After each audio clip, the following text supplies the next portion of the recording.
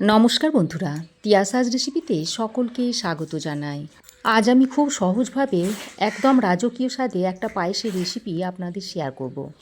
প্রথমে আমি চালটাকে রেডি করে নেব। তার জন্য একটা বড় বাটির মধ্যে নিয়ে নিচ্ছি এই ছোট কাপের 1 কাপ মতো গোবিন্দভোগ চাল।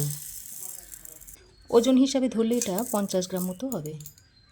এবার এই চালটাকে পরিষ্কার জল দিয়ে জল বদলে বদলে ভালো করে ধুয়ে নিচ্ছি। চালটা ধুয়ে আমি 10 মিনিট মতো এইভাবে রেখে দিয়েছিলাম, আর দেখুন জলটা খুব ভালোভাবে ঝরে গেছে। এবার আমি এই চালের মধ্যে 1 চামচ মতো ঘি দিয়ে দিয়েছি। তারপর ঘিটা দিয়ে চালটাকে ভালো করে মাখিয়ে নিচ্ছি। তো চালটা আমি ঘিয়ের সঙ্গে ভালো করে মাখিয়ে নিয়েছি। এবার আমি পায়েসে দেওয়ার জন্য কিছু ড্রাই ফ্রুটস নিয়েছি। এখানে কিছু কাজু বাদাম নিয়েছি কাঠবাদাম, আর কিছু কিশমিশ নিয়েছি, আর বেশ কিছুটা নিয়েছি চিনেবাদাম। আর চিনেবাদামগুলোকে আমি শুকনো কড়াই ভেজে খোসাটাকে ছাড়িয়ে নিয়েছি। এখন আমি গ্যাস অন করে একটা কড়াই গরম করে নিয়েছি। তারপর এই গরম কড়াইয়ের মধ্যে দিয়ে দিচ্ছি 1 চামচ মতো ঘি। এবার ঘিটা একটু মেল্ট হয়ে এলে এর মধ্যে ড্রাই ফ্রুটসগুলো দিয়ে দিচ্ছি। তারপর গ্যাসের ফ্লেমটাকে লো টু মিডিয়ামে রেখে ড্রাই ফ্রুটসগুলোকে অনবরত নেড়ে চেড়ে একটু ভেজে নিচ্ছি। তবে খুব বেশি ভাজবো না, একটু হালকা করে ভেজে নেব। সামান্য একটু কালারটা চেঞ্জ হয়ে এলেই নামিয়ে নেব। তো ড্রাই ফ্রুটসগুলো আমি একটু হালকা করে ভেজে নিয়েছি। এবার আমি এগুলোকে তুলে নিচ্ছি।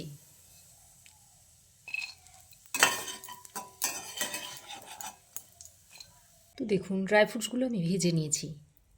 ড্রাই ফ্রুটসগুলো তুলে নিয়ে ওই কড়াইয়ে আমি আরও 1 চামচ মতো ঘি দিয়ে দিচ্ছি। ঘিটা একটু মেল্ট হয়ে এলে এবার আমি এই গরম ঘিয়ের মধ্যে দিয়ে দিচ্ছি 2টো এলাচ, একটা দারচিনি। এলাচ দুটোকে একটু ফাটিয়ে দিয়ে দিয়েছি, আর দিয়ে দিচ্ছি 2টো তেজপাতা। এবার আমি এলাচ, দারচিনি আর তেজপাতাটাকে ঘিয়ে কিছুক্ষণ ভেজে নিচ্ছি। ফোড়ন থেকে যখন একটা সুন্দর গন্ধ ছাড়ছে, ঠিক সেই পর্যায়ে আমি ঘি মাখানো গোবিন্দভোগ চালটা দিয়ে দিচ্ছি। আর এই পর্যায়ে গ্যাসের ফ্লেমটাকে একেবারে লোতে রেখে দিতে হবে, তা না হলে চালটা পুড়ে যাবে। আর চালটা পুড়ে গেলে পায়েসের টেস্টটা নষ্ট হয়ে যাবে। হালকা করে একটু ভেজে নেব ঘিয়ের সঙ্গে। এইভাবে যদি পায়েসটা তৈরি করা হয় তাহলে পায়েসের থেকে একটা সুন্দর গন্ধ ছড়াবে। হালকা একটু কালারটা চেঞ্জ হয়ে এলেই ভাজাটা হয়ে যাবে। খুব বেশি যদি চালটা ভাজা হয় তাহলে আবার সেদ্ধ হতে অনেকটা সময় লেগে যাবে। আমি এখানে এই 1.5 লিটার মতো দুধ নিয়েছি। সেই দুধটা এখন এর মধ্যে দিয়ে দিচ্ছি। আর এই দুধটা আমি আগে থেকে জাল করে রেখে দিয়েছিলাম। দুধটা দিয়ে চালের সঙ্গে ভালো করে নেড়েচেড়ে মিশিয়ে নিচ্ছি। আর দুধটা আমি একবারে দিচ্ছি না, অল্প অল্প করে দেব আর চালটাকে সেদ্ধ করে নেব। এই দুধেতেই আমি চালটাকে সেদ্ধ করব। তো দেখুন বেশ খানিকক্ষণ দুধটা চালের সঙ্গে ফুটিয়ে নিয়েছি, আর দেখুন দুধটা অনেকটাই কমে এসেছে। এ পর্যায়ে আমি আবারও দুধ দিয়ে দিচ্ছি। এইভাবে অল্প অল্প দুধ দেব আর চালটাকে সেদ্ধ করে নেব। আবারও দুধটা দিয়ে নাড়াচাড়া করে মিশিয়ে নিচ্ছি। এইভাবে যদি আপনারা পায়েসটা তৈরি করেন তাহলে দেখবেন পায়েসের টেস্ট আপনাদের মুখে একেবারে লেগে থাকবে। আর এই দুধের উপরে যে সরটা জমছে, এই সরটাকে আমি বারবার নেড়েচেড়ে এইভাবে ভেঙে দিচ্ছি। আর এইভাবে সর জমিয়ে যদি পায়েসটা তৈরি করা হয় তাহলে এই পায়েসের স্বাদ একেবারে রাজকীয় হবে। অনেকেই বলেন যে মিষ্টি জিনিসে একটু নুন দিলে টেস্টটা ভালো হয়। তারা ইচ্ছা করলে অল্প পরিমাণে একটু নুন দিয়ে নেবেন। গ্যাসের ফ্লেমটাকে মিডিয়ামে রেখে একটু সময় নিয়ে পায়েসটা তৈরি করে নেবেন, তাহলে দেখবেন খেতে খুবই ভালো হবে। তো দেখুন অল্প অল্প দুধ দিয়ে দিয়ে চালটাকে আমি সেদ্ধ করে নিয়েছি। আর চাল দেখুন খুব ভালোভাবে সেদ্ধ হয়ে গেছে। এই 1 বাটি মতো দুধ আমি রেখে দিয়েছি। এবার আমি এই বাটির 1 বাটি মতো চিনি দিয়ে দিচ্ছি। চালটা সেদ্ধ হওয়ার পর তবেই আপনারা চিনিটা দেবেন। চিনিটা দিয়ে পায়েসের সঙ্গে ভালো করে নেড়েচেড়ে মিশিয়ে নিচ্ছি। আর চিনিটা দেওয়ার কারণে পায়েসটা দেখবেন একটু জলজলে ভাব আসবে। তারপর এটাকে আরও কিছুক্ষণ ফুটিয়ে নিলে আবারও ঘন হয়ে যাবে দেখবেন। আর চিনিটা আপনারা আপনাদের স্বাদ অনুযায়ী দিয়ে নেবেন। কেউ বেশি মিষ্টি পছন্দ করেন, আবার কেউ কম মিষ্টি পছন্দ করেন। আমি এখানে 50 গ্রাম চালের জন্য এই 150 গ্রাম মতো চিনি ব্যবহার করেছি। চিনিটা দিয়ে পায়েসটাকে আমি বেশ কিছুক্ষণ ফুটিয়ে নিয়েছি। এবার আমি যে এই দুধটা অল্প পরিমাণে রেখে দিয়েছিলাম, সেই দুধের মধ্যে ছোটো কাপের 1 কাপ মতো পাউডার দুধ নিয়েছি। এই হালকা গরম দুধের মধ্যে পাউডার দুধটা আমি দিয়ে দিচ্ছি। তারপর এইভাবে একটা চামচের সাহায্যে মিশিয়ে নিচ্ছি। এবার আমি এই দুধটা এই পায়েসের মধ্যে দিয়ে দিচ্ছি। তারপর পায়েসের সঙ্গে আবারও ভালো করে নেড়েচেড়ে মিশিয়ে নিচ্ছি।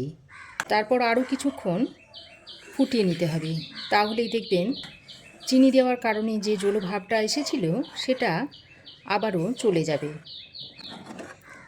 তারপর একেবারে একটু গাঢ় থকথকে পায়েস তৈরি হয়ে যাবে। বন্ধুরা, এইভাবে আপনারাও একবার তৈরি করে দেখতে পারেন, খেতে অসম্ভব টেস্টি হয়।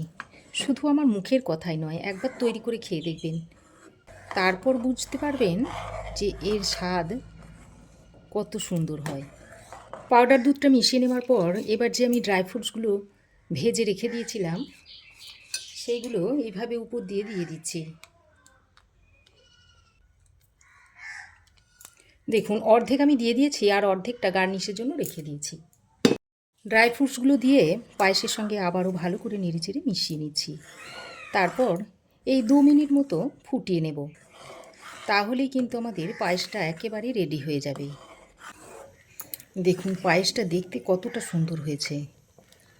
আর সঠিক মাপে যদি দুধ, চাল, চিনি সব কিছু দিতে পারেন তাহলে পায়েসের স্বাদ অসম্ভব টেস্টি হয় আর একবারে মুখে লেগে থাকবে। দেখুন পায়েসটা কি দুর্দান্ত দেখতে হয়েছে। দেখুন, আমি এর থেকে বেশি আর ফোটাবো না, কারণ নামানোর পর ঠান্ডা হলে এটা আরও অনেকটা টেনে যাবে। তাই আমি এই পর্যায়ে গ্যাসের ফ্লেমটাকে বন্ধ করে দিলাম।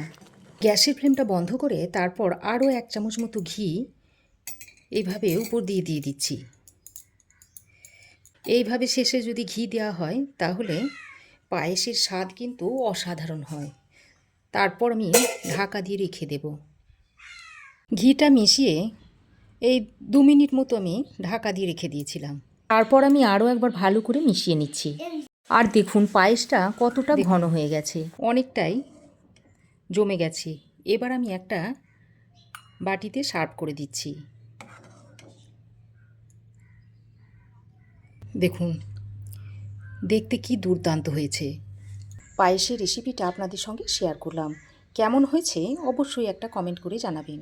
ভালো লাগলে একটা লাইক ও শেয়ার করবেন। পাশে থাকা বেল আইকনটাও অবশ্যই প্রেস করে দেবেন। আর আমার চ্যানেলে যদি নতুন হয়ে থাকেন তো চ্যানেলটাকে সাবস্ক্রাইব করার অনুরোধ রইল। আজ এ পর্যন্তই। আবার দেখা হবে নতুন কোনো রেসিপি নিয়ে নেক্সট এপিসোডে। সে পর্যন্ত ভালো থাকবেন, সুস্থ থাকবেন। ধন্যবাদ।